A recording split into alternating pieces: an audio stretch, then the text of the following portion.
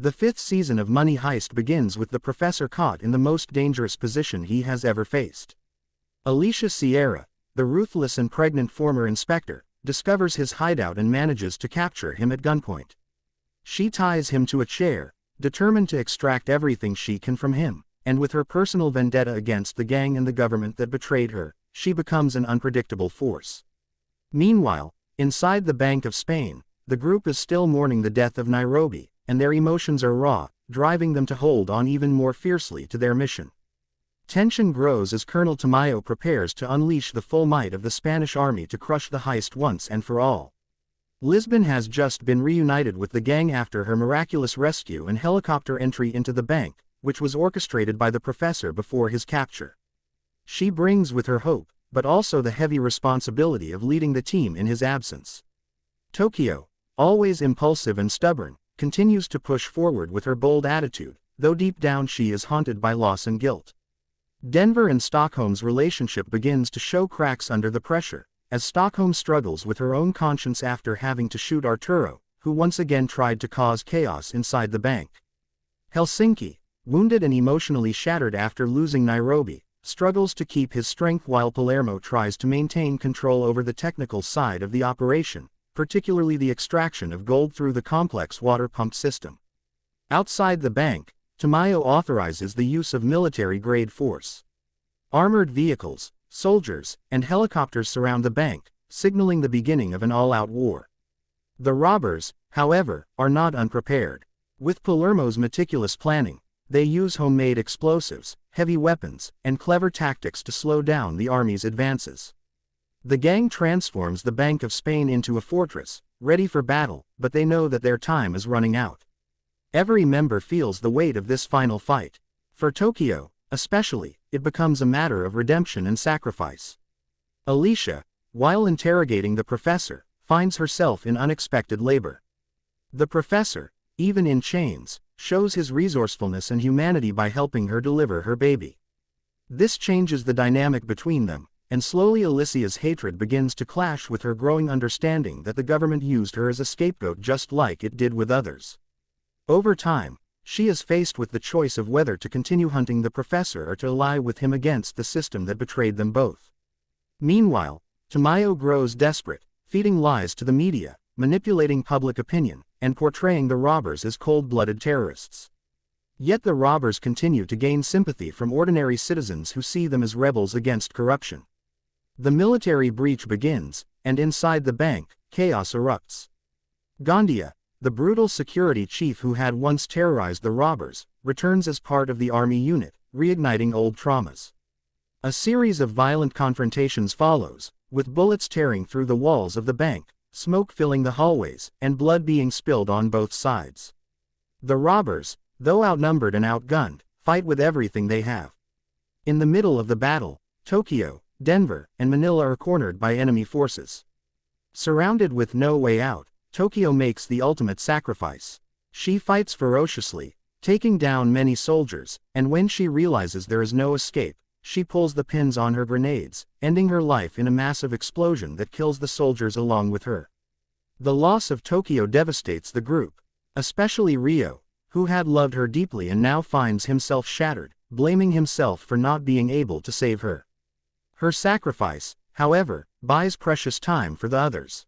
The professor, having finally managed to free himself with Alicia's reluctant cooperation, begins to coordinate again with the gang.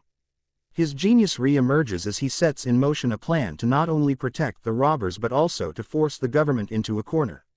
Using insider knowledge, psychological manipulation, and the threat of exposing the country's financial secrets, he pressures Tamayo into reconsidering his reckless military strategy. The extraction of gold continues, but the stakes rise higher with every passing hour. Palermo leads the operation with precision, using molten gold carried out through the drainage system to be remolded outside the bank.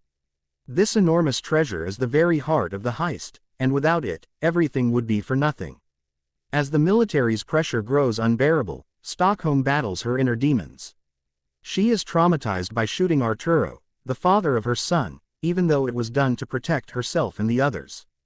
Denver notices her emotional withdrawal, and it puts their relationship at risk. Rio, meanwhile, begins to find strength in Tokyo's memory, channeling his grief into determination.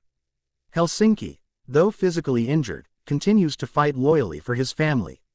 Lisbon takes on a leadership role with calm authority, showing that she has truly become an integral part of the gang, not just the professor's partner but a commander in her own right.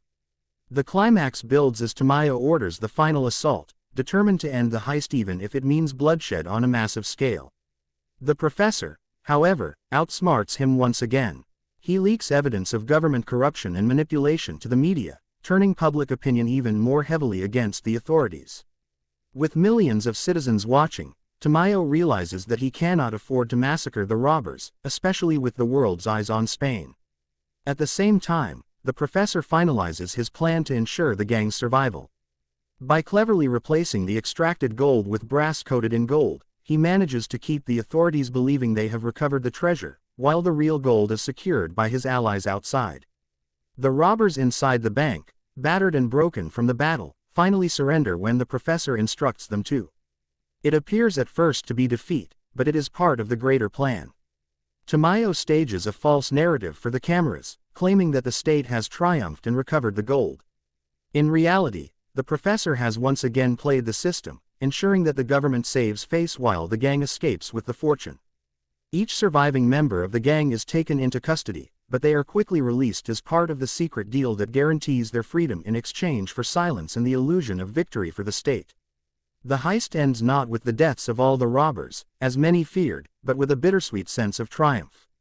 Tokyo's sacrifice remains an open wound, but it is also what allowed the others to survive.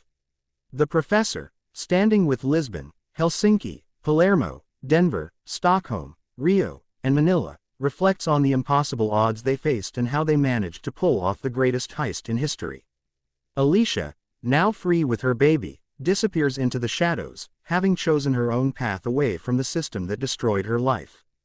The world believes the robbers were defeated, but the truth is far more powerful. They not only survived, they won. As the story concludes, the legacy of the professor and his gang is cemented. They began as criminals but became symbols of resistance, hope, and rebellion against corruption and oppression. Their red jumpsuits and Salvador Dali masks have spread across the globe as icons of revolution. For the surviving robbers, life after the heist is uncertain, filled with both freedom and haunting memories, but what they share is unbreakable. They are more than thieves. They are a family forged in fire, loss, and love, and their story will echo in history as the day when ordinary people defied a powerful system and changed the world forever.